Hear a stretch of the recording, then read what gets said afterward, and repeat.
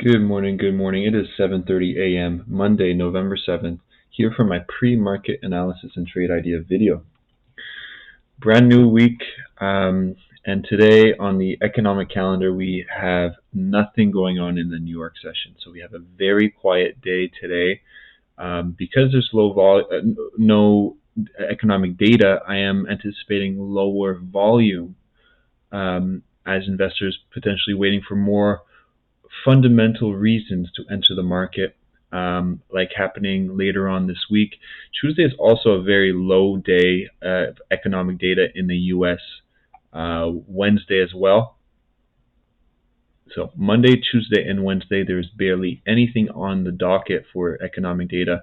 However, Thursday, we have the big economic data release of the CPI and core CPI and initial jobless claims, but mostly investors are going to be looking at the CPI number, which is still forecasted to be high, a little bit of an improvement from the last reading, but another high reading on the CPI may bring stock market sellers back in play, as the Fed has reaffirmed their position about inflation.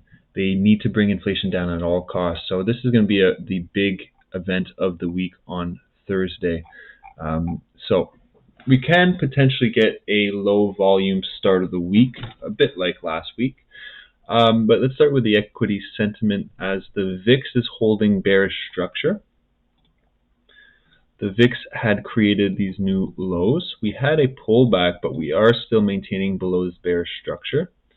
And the equity sell-off from last week, from the interest rate hike and Jerome Powell's hawkish commentary on the press conference, that sell-off lost some steam as sellers exhausted, and we saw new highs over the Friday session, a double bottom, respecting this demand zone and more buy-side orders getting filled, and now we're starting to get some bullish structure starting to form here. We still haven't broken these previous highs.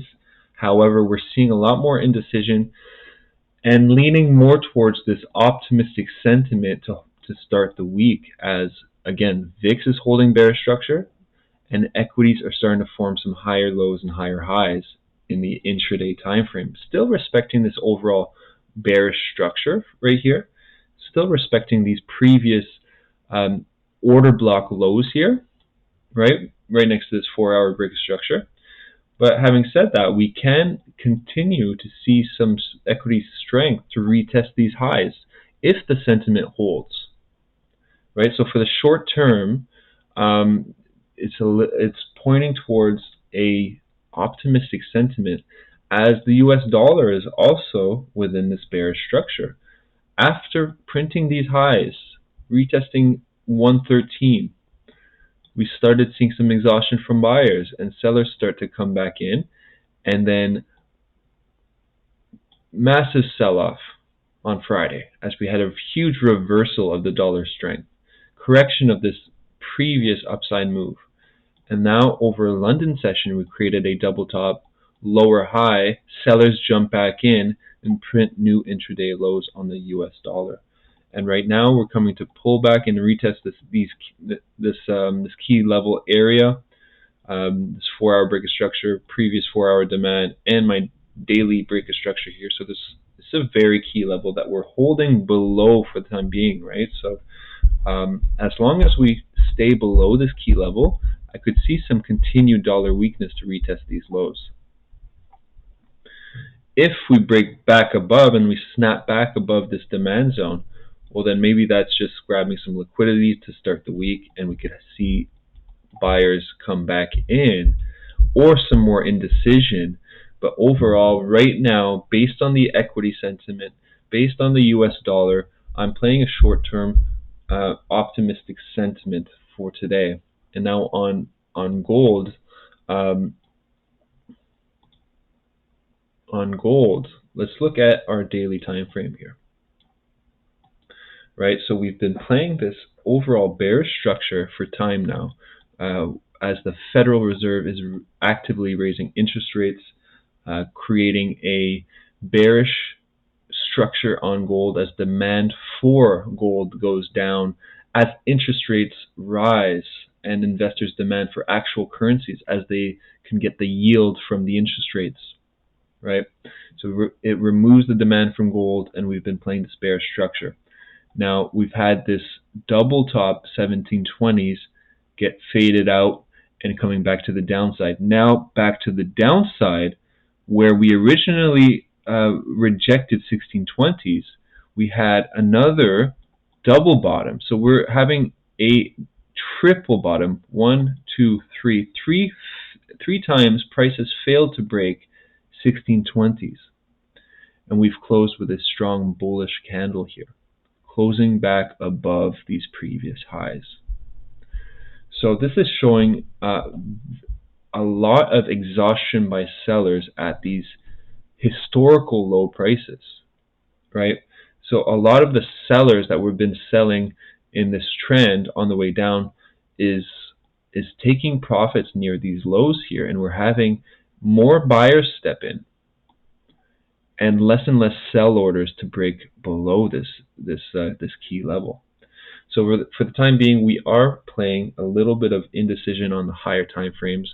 Obviously, we have that overall bearish bias still in play, but we cannot ignore the fact that we have some strong buyers come back into this into gold right now. So we could play this momentum here, as again we see this on the 4-hour more clearly, triple bottom, and then we have an explosion of price on Friday, breaking past above previous structure levels.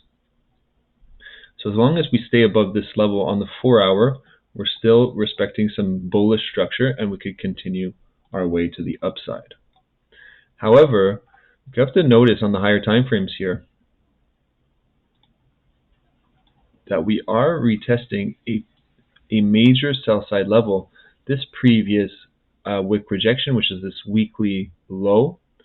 Also, when we broke, we created some supply here, some supply here, some supply here, some major liquidity zone around 1680. And if I zoom out even further, we know that this has been the major level of liquidity in the past on the higher time frames right here.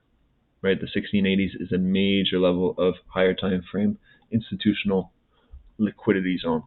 All right, so having said that, we are still bullish on the 4-hour, and now on the 1-hour time frame. Now on the 1-hour time frame,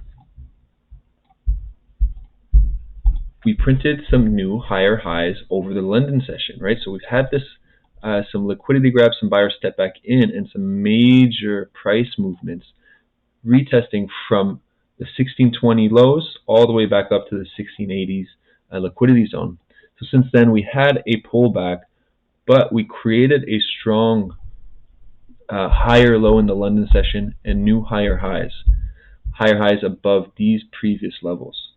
So now I've identified this order block level, which lines up with previous highs over here to the left, as a potential area of interest to come and retest this zone of volume here that we've broken above, to potentially retest, see some lower time frame rejections, confirmations to retest the highs. Now I'm going to be very cautious here, looking for buys in this zone with a short-term mindset, as we are high within this structure. We just printed these new highs, a minor correction, new highs for the continuation, right? So we're right next to the previous highs here and this weekly and higher time frame sell side liquidity zone, right? So I'm be very cautious to gauge momentum as we reach this area. I'm going to be taking a lot of profits, if not all my profits, off the table, except if we really see some extra dollar weakness and price just breaks this level like butter. Then we could hold on some more positions. But only safer buys once we break back above this key level, 1689. Now we're breaking past above the higher time frame liquidity zone. We have confirmations of fresh intraday candles closing above this level. We have the optimistic sentiment holding, dollar weakness printing new lows, equities printing new highs. We have confirmations of the investor sentiment and clean market structure to play above 1689. If not, these short-term buys can get faded out at this level, and we could get the higher time frame sells at premium prices near the 1689 area. If we see that the major demand zones are holding on the US dollar, it's starting to bottom out, equities are starting to reject the highs, and we have lower time frame market structure shift. So I'm not going to go and blindly sell here within this bullish momentum. We're going to have to see some signs of exhaustion on the lower time frames. Now, having said that, that is a high risk, high reward sell. I'm going to need some special confirmations to take a sell in this general area, expecting that correction of this move. If not, safer sells are if we completely cancel out this previous bullish run here from the 1667 area. If we break back below this liquidity zone and have a lower low close on the 1 hour, then we're going to create some structure to take a retest and take the sells back below intraday structure. So right now, structure is bullish, so I'm not looking to aggressively take some sells. I am looking primarily for this trade idea right here, this retest of this buy side liquidity zone for a little bit of a squeeze to 1680, 1681, potentially if momentum persists to get that extra 70 or 80 pip range to 1689, and only the safe buys above and potentially high risk sells once we get to that level 1689. So that's it for today. Again, we have no economic data. We are playing this short-term optimistic sentiment, which is counter the higher time frame trend. So be careful. Do not risk too much. Potentially lower your lot sizes because we are going against the higher time frame trend. I am still rejecting for the time being the sell side liquidity zone, and it is only Monday. It's going to be a long week. We're going to have many opportunities to get into some trades this week, especially with CPI coming at the end of the week. We're going to get some volume and volatility injected into the markets. There's no reason to go bankrupt on a Monday, or there's no reason to bet 5% of your account. Be very cautious, be very aware of the situation, and only take short-term jabs at the market for today.